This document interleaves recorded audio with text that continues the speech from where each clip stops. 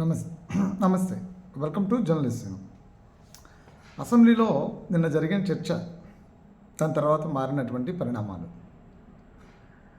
బాలకృష్ణ వాదనని సమర్థిస్తూ బాలకృష్ణ అభిమానులు మాట్లాడుతూ ఉంటే, చిరంజీవి బాలకృష్ణ గురించి మాట్లాడినటువంటి కామెంట్స్ ఏవైతున్నాయో వాటికి బహిరంగ క్షమాపణ చెప్పాలి అంటూ చిరంజీవి అభిమానులు మాట్లాడుతున్నటువంటి పరిస్థితి ఉంది.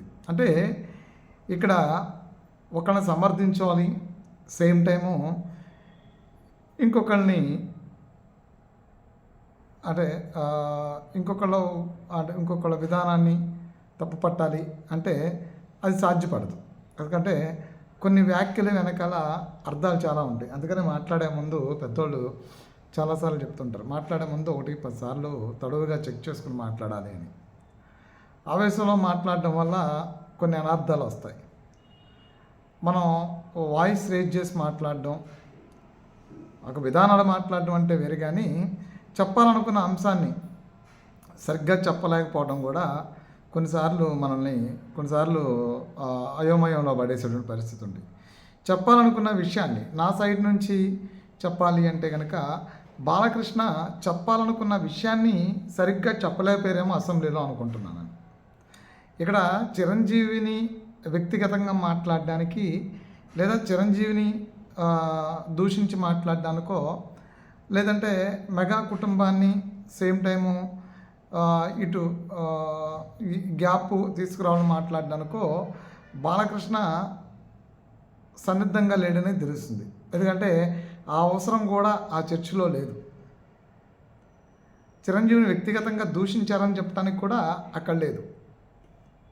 కానీ ఇక్కడ చెప్పాలనుకున్న విషయాన్ని బాలకృష్ణ మాత్రం సరిగ్గా అసెంబ్లీలో చెప్పలేకపోయారు అనేది మాత్రమే అర్థమవుతుంది. అంటే ఇక్కడ నిప్పు రాజేసినటువంటి పదాలని, అంటే ఎవరికి తెలిసిన విధంగా వాళ్ళు దాన్ని విడగొట్టి మరీ మాట్లాడి నిప్పు రాజేసినటువంటి పరిస్థితి తీసుకొస్తున్నారు తప్ప, వాస్తవానికి బాలకృష్ణ వ్యాఖ్యల్లో అంత కాంట్రవర్సీ ఏముంది అనేది కూడా మనం ఒకసారి చెక్ చేసుకుంటాం. అంటే బాలకృష్ణ అసలు ఏ ఇంటెన్షన్లో చెప్పాలనుకున్నారు, అసలు ఏ ఇంటెన్షన్లో ఆ విషయాన్ని ప్రస్తావించారు అనేది కూడా ఒకసారి చర్చించుకోవాలి.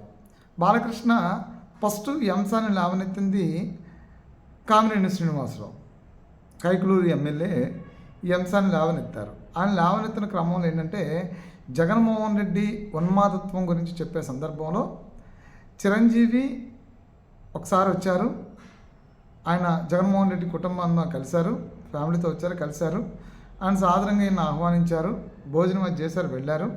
తర్వాత మరొకసారి చిరంజీవి కొంతమంది డైరెక్టర్లు హీరోలతో కలిసి వచ్చారు. ఆ వచ్చిన వాళ్ళందరూ కూడా అప్పట్లో, అంటే ఆ వచ్చిన వాళ్ళందరినీ ఆ గేటు బయట, అంటే సీఎంఓ అంటే జగన్మోహన్ రెడ్డి నివాసం ఏదైతే ఉందో తాడేపల్లిలో, ఆ గేటు బయట వాళ్ళ వాహనాలు ఆపి లోపలికి నడుచుకుంటూ వెళ్ళమన్నారు. దాని ద్వారా వాళ్ళని అవమానించారు. గేటు బయట వాళ్ళని ఆపటం, పిలిచిన అతిథులు కదా, ఇండస్ట్రీలో ఉన్నారు, స్టార్స్ అయినప్పుడు అతిథులు కదా, వాళ్ళని పిలిచి ఆహ్వానించి అవమానించారు.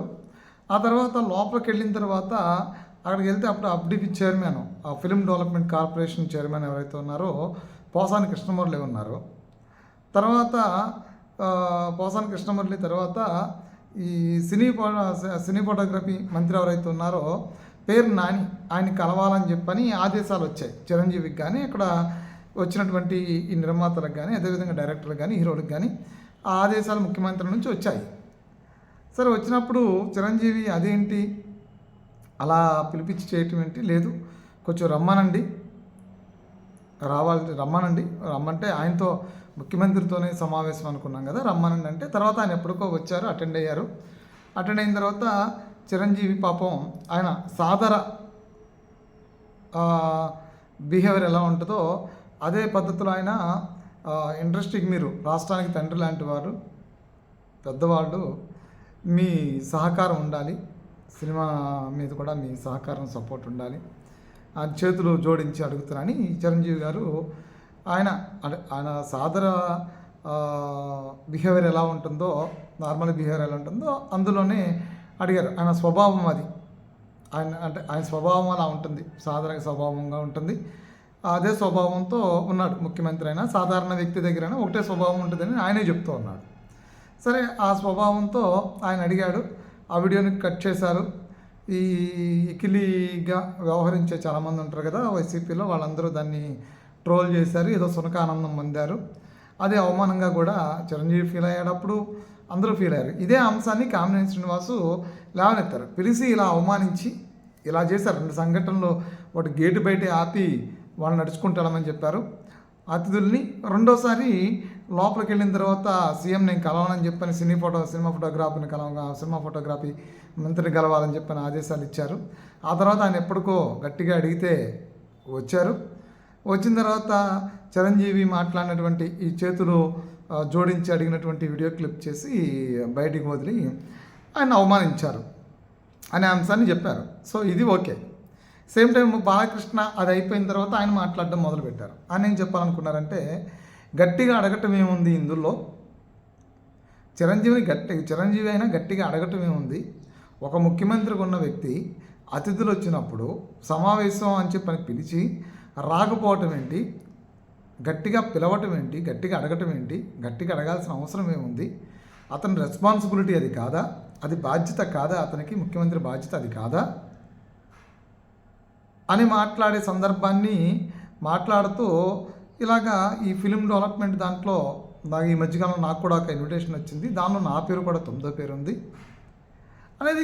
అంటే చిరంజీవిని అప్పుడు వాళ్ళు అవమానించిన విషయాన్ని ఆయన చిరంజీవిని అలా అవమానించడం తప్పే అంటూనే, చిరంజీవిని అవమానించడానికి మాకు జరిగిన అవమానాలు కూడా ఇక్కడ ఆంధ్రప్రదేశ్లో ప్రస్తుతం మాకు కూడా అవమానాలు జరుగుతున్నాయి అనేదాన్ని గుర్తు చేస్తూనే, చిరంజీవి జరిగినటువంటి అవమానాన్ని గుర్తు చేస్తూనే ఆయన ఒక అంశాన్ని మాట్లాడే ప్రయత్నం చేశారు. దాన్ని సుదీర్ఘంగా ఎక్స్ప్లెనేషన్ ఇవ్వలేకపోయారు.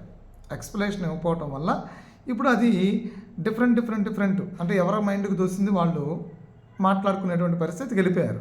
సో అలా మాట్లాడడం వల్ల ఇప్పుడు చిరంజీవికి బాలకృష్ణకి మధ్య బాగా గ్యాప్ని తీసుకొచ్చే ప్రయత్నం, పెద్ద ఎత్తున రాజకీయ కుట్రం, ఇంకో కోణం అందులో చేరి వాళ్ళకి వీళ్ళకి మధ్య ఈ గ్యాప్ తీసుకొచ్చేటువంటి ప్రయత్నం నిన్నటి నుంచి ముమ్మరంగా జరుగుతోంది. సో ఇందులో చిరంజీవి వెంటనే రెస్పాండ్ అయ్యారు. నా స్వతహాగా నా విధానం ఎలా ఉంటుంది, నేను అప్పుడు ఆయన్ని తండ్రి స్థానంలో ఉన్నారు, మీరు సమస్యను పరిష్కరించాలనుకున్నాము. నేను ఒకసారి వెళ్ళినప్పుడు నన్ను బాగానే సాగదరంగా ఆహ్వానించారు. తర్వాత రెండోసారి వెళ్ళినప్పుడు ఇలా 10 మందితో వస్తామంటే, లేదు కోవిడ్ 2వ దశ ఉంది కదా, మీరు ఇంతమంది రావాలన్నారు, రిక్వెస్ట్ చేశాము, వెళ్ళాము, ఇలా జరిగింది అని చెప్పని ఆయన చెప్పుకుంటూ వచ్చారు. సో దాన్ని ఆయన ఖండిస్తున్నానని చెప్పలేదు, సాధారణంగా అక్కడ జరిగిన అంశాన్ని మాత్రమే ప్రస్తావించారు. కానీ ఇక్కడ దీనికి మూల కారణం ఎవరు అంటే, జగన్మోహన్ రెడ్డి విధానాలు ఎలా ఉంటాయి అని చెప్పే క్రమంలో వీళ్ళల్లో వీళ్ళు కీచులు ఆడుకునేటువంటి పరిస్థితి వచ్చింది.